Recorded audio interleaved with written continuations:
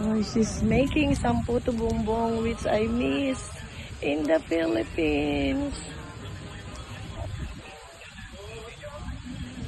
Is that made of bamboos?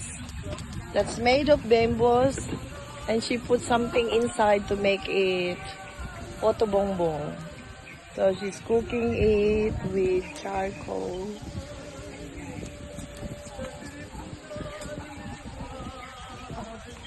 Okay, this is the one that she cooked. I miss the puto bumbong.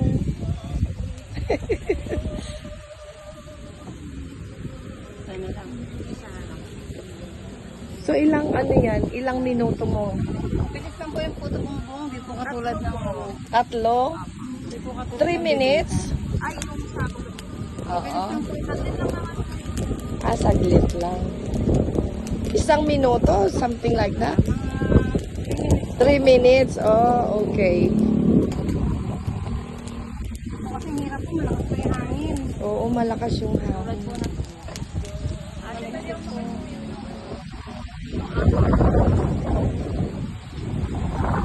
Mabuti maganda ang weather, no?